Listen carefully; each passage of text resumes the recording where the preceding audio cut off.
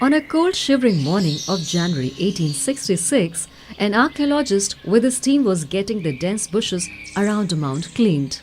The villagers called that mount Sahet. The moment he moved ahead, mounting on an elephant, he realized he had speculated absolutely right. And like a film, he visualized the pages of Buddhist literature opening one after the other. Yes, this was the orchard that was purchased 2500 years ago from Prince Jeth by a trader Anath Pindak for Lord Buddha. Leaving but mango and sandal trees, Anath Pindak got the entire area cleaned and a beautiful vihar was constructed. The man who had discovered this place was Sir Alexander Cunningham, the first Director General of Archaeological Survey of India, and he had decided there and then to excavate the area, having the hunch that this Mount Sahet was nothing but the Jetwan Vihar and the mount called Mahet was the Saravasti city of Buddhist period. Saravasti was an extremely important Indian city during Buddhist period. In the 6th century BC, there were 16 Mahajanpadas in India. Out of these, Kosal Mahajanpad was the most famous one for its power and expansion, and Saravasti was its capital. The city was connected by main trade routes. There are many theories as to why the city was called as Saravasti. According to Pali literature, sage Savath lived here, hence it was called Savathi, meaning where everything could be found. Whereas in Ramayana, Mahabharata and the Puranas, Ikshvaku ruler Shravast is known to have founded Saravasti.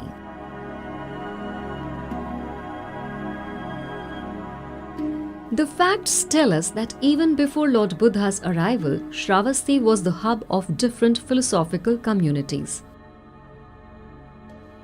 Jain Tirthankar Sambhavnath and Chandra Prabhu were born here, and Ajiva Guru Makhaliput Gosal was also related to the city.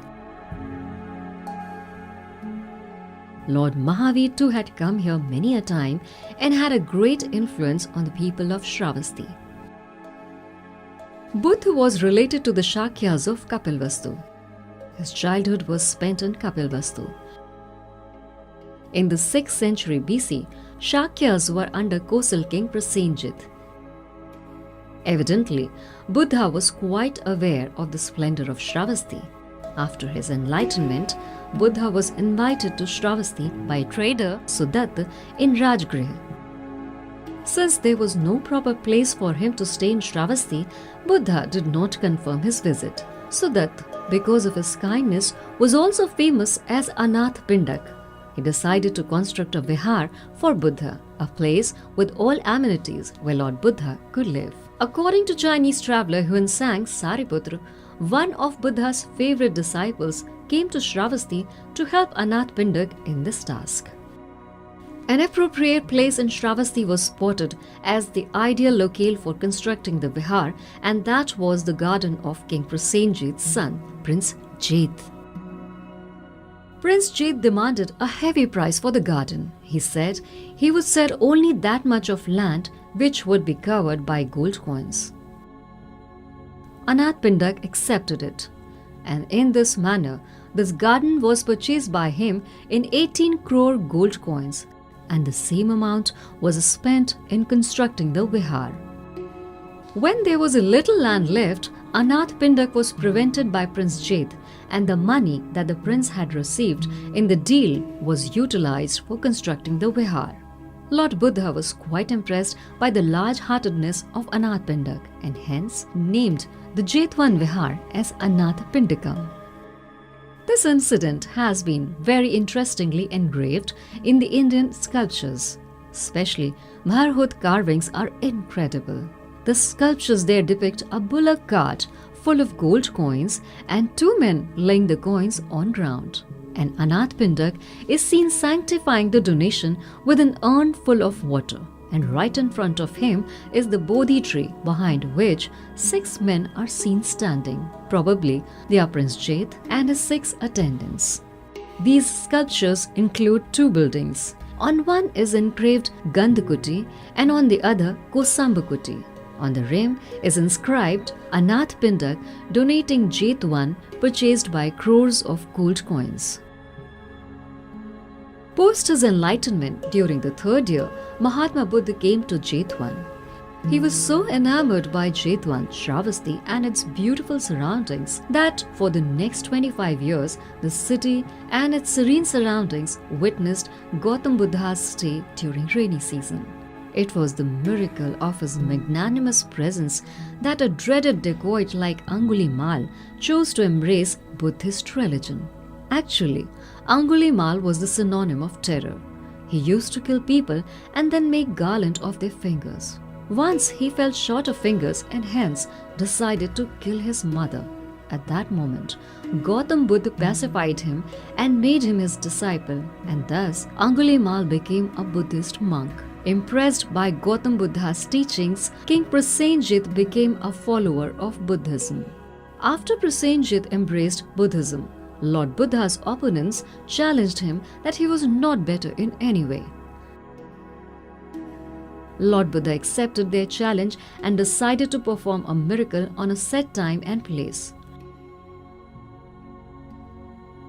He grew a mango tree within a day and showed his 1,000 forms in its leaves. After Lord Buddha performed the miracle, Saravasti was established as an epitome of Buddhist religion forever. Maximum number of doctrines and sermons by Lord Buddha had been given here only. While travelling to Saravasti, Mauryan Emperor Ashoka got 2 pillars erected at the eastern entrance of Jetwan and also got a stupa built. Both Fahian and Hunsang in their travelogues have mentioned this place. At the eastern gate, Fahian had seen a wheel and an Ashokan pillar adorned with bullhead. But by 19th century, Saravasti went into such an oblivion that Orientalists marked many places as the city but not getting to the right one. Besides Alexander Cunningham, Dr. W. Hoy carried out excavations during 1875 to 1876 and 1884 to 1885. After these extensive excavations, not only the remains of several stupas and vihars were found, but many archaeological evidences also pointed to the fact that Sahet was the ancient Jetwan Vihar and the remains of Mahet were in reality the remains of Saravasti city. In the early decades of 20th century, J.P. Vogel, Dayaram Sahni, A.J. Wilson and John Marshall discovered many such places during their excavations. In 1959, the excavation carried out under the guidance of Professor K.K. Sinha from Banaras Hindu University was helpful in deciding the real time period of Mahet. From 1986 to 2002 and 2003, the Archaeological Survey of India and Kansai University of Japan excavated in collaboration and came across several vihars, stupas, temples and water tanks. These excavations gave important insights about the city. Presently, this place comes under the newly constructed Saravasti and partially under Balrampur districts respectively. Post-archaeological excavations, many remains related to Buddhism from Jetwan have come to light, of which the remains of stupa, vihar and temples are noteworthy. The oldest remains discovered here are of Kushana period. Sculpted in Mathura and installed by monk Bal, sculpture of a deity is the oldest, whereas the most recent ones are of Buddhist Mahavihar constructed under protection of Kumar Devi, Queen of Kannauj during 11th and 12th century. Soon as one enters the complex, there are remains of some temples to be seen, after which are the remains of another temple and a vihar. From the excavations here, apart from the coins of Gupta period with Brahmi inscriptions and statues of Lord Buddha's different forms, copper plates of 1130 BC of Kannauj king Govind Chand has been found, on which is the mention of nearby villages being donated to the monks of Jetwan Mahavihar. This has factually endorsed the authenticity of Jetwan Mahavihar.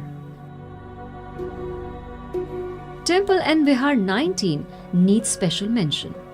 A mud stamp engraved with Buddhist mantra in the script of Gupta period has also been found here. Based on this, it can be safely said that Jetwan Vihar belongs to the Gupta period.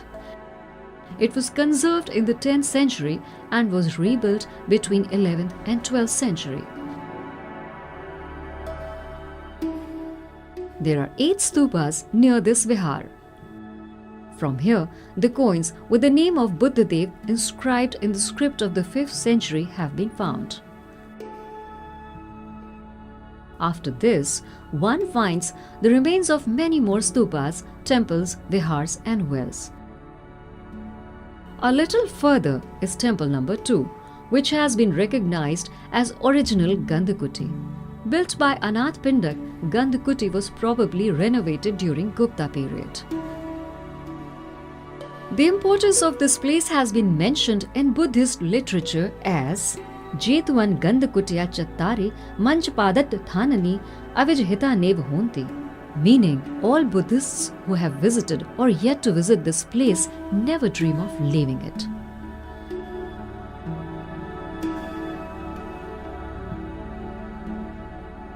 "61 meter from temple number 2 is temple number 3 in south direction, which has been recognized as Koshambakuti.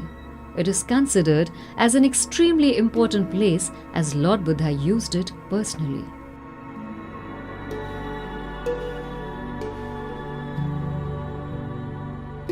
This huge mount known as Mahet represents Saravasti city. It has been found from literary sources that Saravasti was situated on the banks of river Achiravati, protected by a high defense wall, on top of which was another defense wall made of bricks.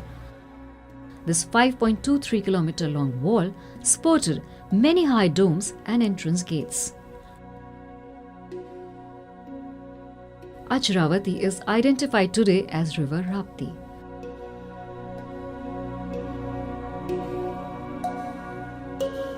Presently, one finds 4 main gates here known as Imli Darwaza, Rajgarh Darwaza, Naushehra Darwaza and Kandbari Darwaza.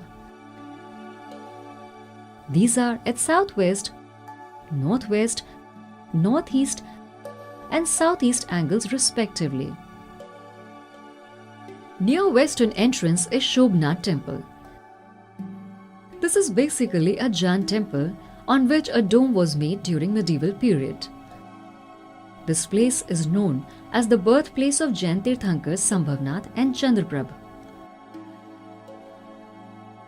After excavating the nearby sites, the remains of 3 more temples have been found. Along with that, the remains of a basement of Jain temple and stone sculptures of some Tirthankars in standing and sitting postures have also been discovered, which are said to be of 11th and 12th century.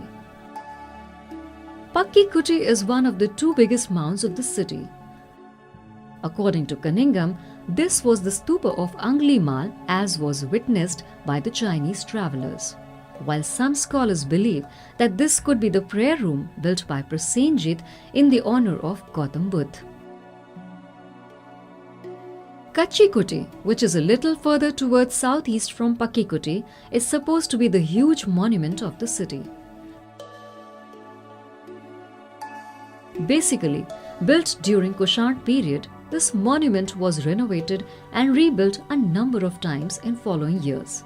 Some scholars acknowledge it as stupa of Sudat as described by Chinese travelers. The archaeological excavations carried out in this area have brought to light many remains like houses, ancient road, temples, etc. These excavations take city's history back to 1000 years. A little away from Saravasti towards east is a mound named Odajhar. This is situated on the left bank of Rapti's tributary Khajuha. Excavations here have exposed the remains belonging to 3 stages from Kushar period to Gupta period and 11th and 12th century. Odajhar has been identified as Purvam or Purvi Mahavihar, mentioned by Fayan and built by Vishakha. Near Odajhar are two mounds, Panahiyajhar and Khadhuajhar, which are one of the many stupas and vihars located near Saravasti city.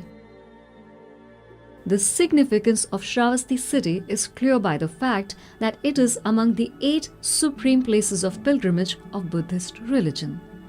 The onus of conserving this monument of national heritage is an archaeological survey of India. Let us all take a pledge here and now to protect and conserve this heritage of ours so that the coming generations can be proud of their historic legacy.